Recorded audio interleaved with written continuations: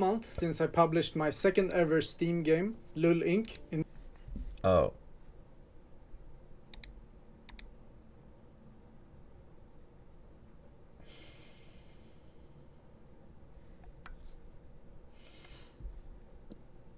I guess your other videos have been safe. Assuming this is the same channel.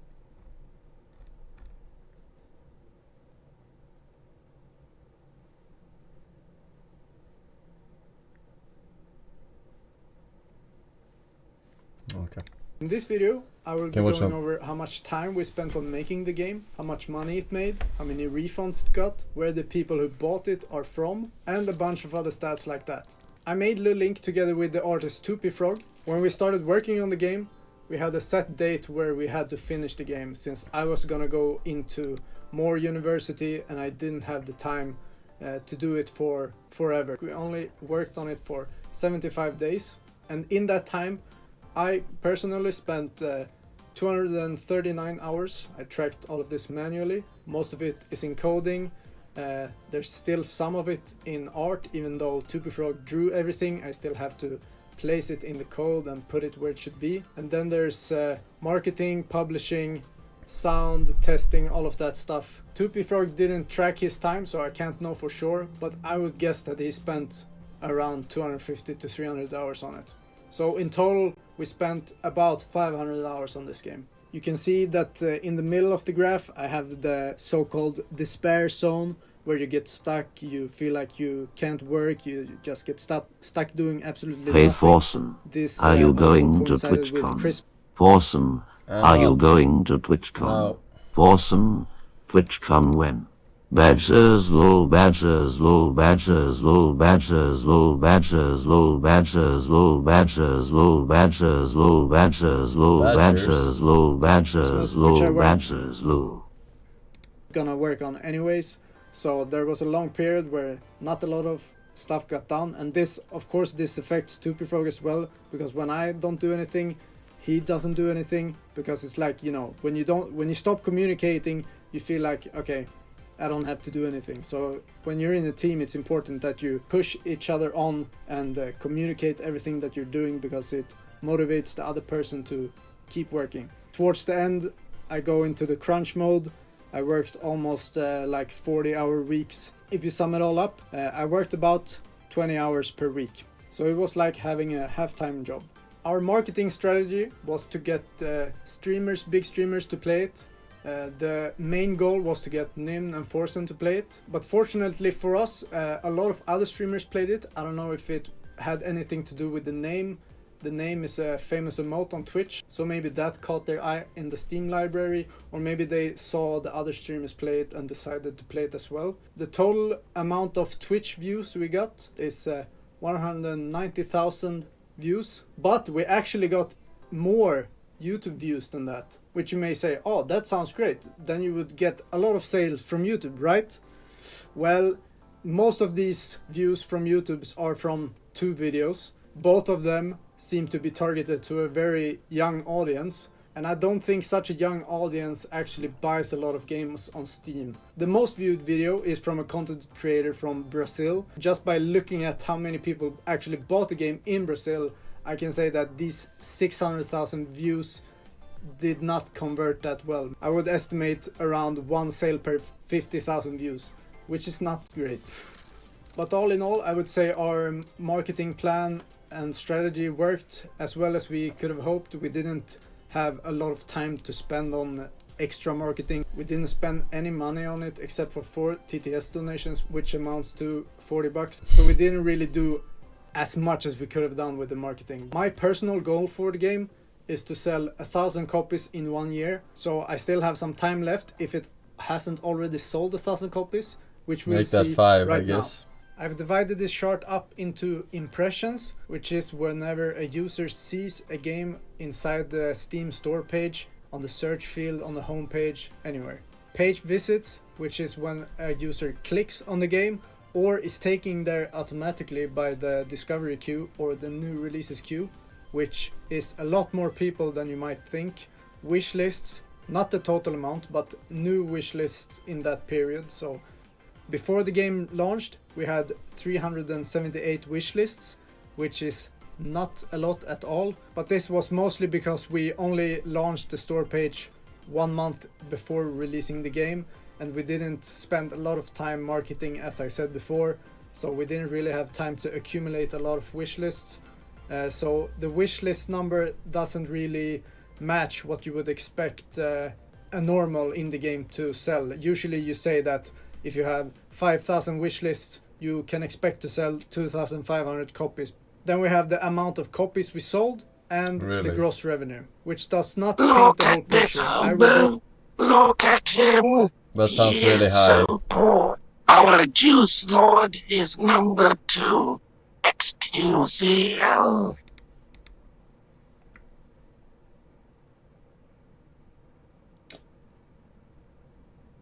5,000 wish lists converted to 2,500. Surely that is high. 50% with the attention span that people have. People just wish list shit, forget about it. Go into how much money we actually made after going through how much money we sold for. So let's start with the first day. And this is actually the first 2 days, because we announced that the game would be launching on the 15th of January. But after we had announced that, we later realized that you can't actually publish games on the weekends on Steam. So we had to publish it on the 14th, which is why if I took the actual first day, it wouldn't really tell the true story. So I'm taking the first 2 days as the first day, since the second day is when we actually announced that the game was out. Over 200,000 people saw the page anywhere on Steam. About 10% of those actually visited the page. We got 327 new wishlists, so we almost doubled our wishlist in 1 day, which I don't think is the norm. And this equated to a total number of 293 sales and a gross revenue of $1,051. We were pretty happy with this. It felt like if we could sell this in 1 day, we would probably reach 1,000 in a year. If we would have sold less, I'm pretty sure we would have been pushed to market the game more afterwards. But the pressure fell off our chests. We were just happy. We were just watching all the streamers play it. You know, it was kind of a euphoric experience, because you get so many impressions, so many people saying that they like the game, giving nice comments. I really just like relief from all the stress and the crunch time before the game released. So what about a week after it released? Well, let's see. We got almost 1 million impressions, which sounds insane, like 1 million people. That's more than I can imagine. The page visit ratio went down a bit, but the wishlist kept up pretty well. But you would expect the sales to not keep up as well as the other stats, because the people who have been waiting for the sale, they will buy it automatically, and the people who see the game in the store page afterwards, I'm guessing the conversion rate won't be. They will buy it automatically? What does that mean? Like if the Steam wallet just buys it if they have money in it? Because that would be automatically. You mean that he buys it right away?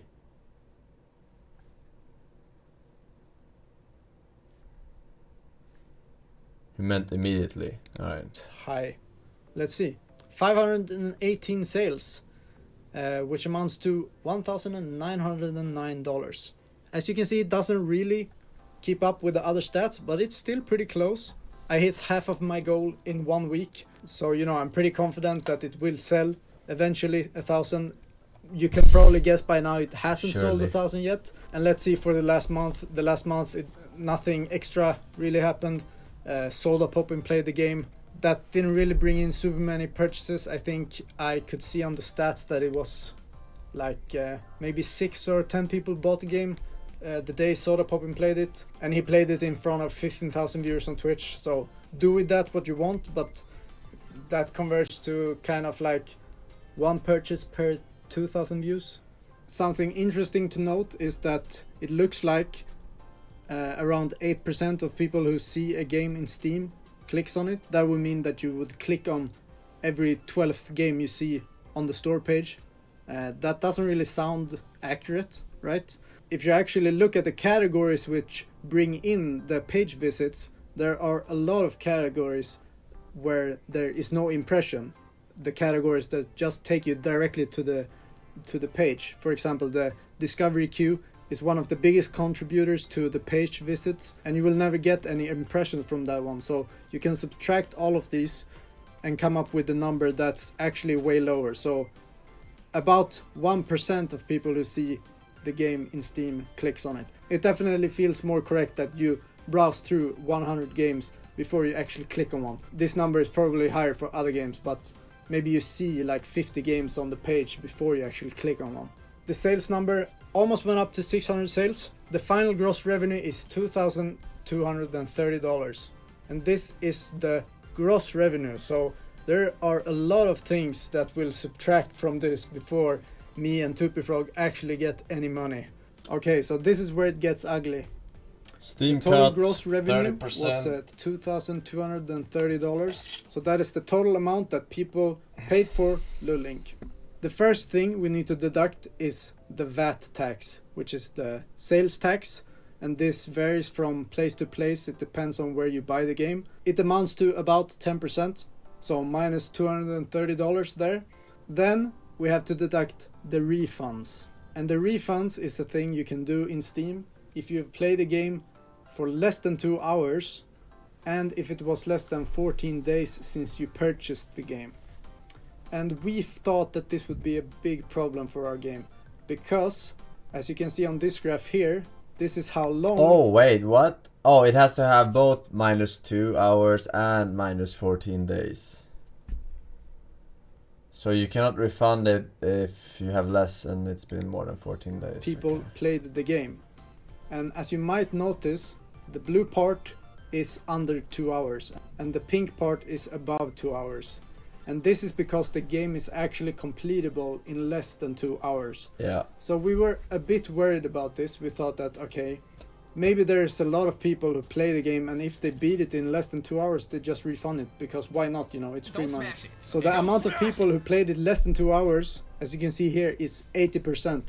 So worst case scenario, we would have 80% refunds, which would amount to $1,660. And as you can probably guess, that would amount to us getting basically nothing. What we predicted beforehand was that we would have about like maybe 25%, and 25% is still very high for Steam.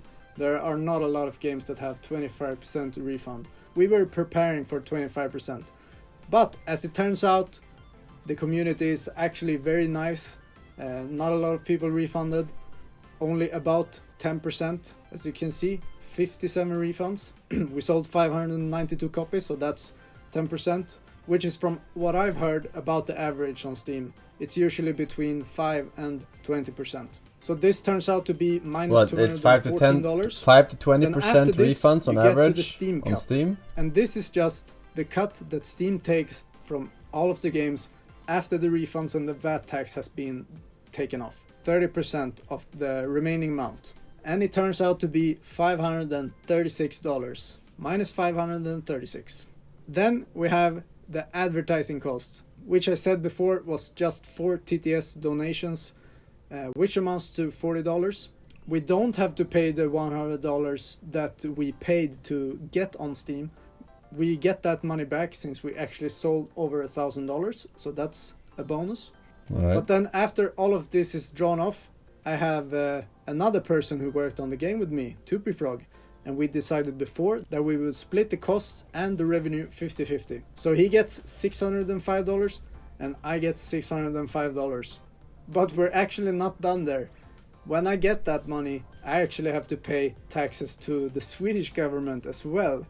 But for simplicity's sake, since I don't actually know the percent I have to pay, it's probably pretty low since the amount is pretty low. But for simplicity's sake, I'm gonna leave that amount out. But keep that in mind that I will probably have to draw off another 20% or 25% of this number. Okay, so I get 605. Not true. If you don't have any other job, if you're going to university,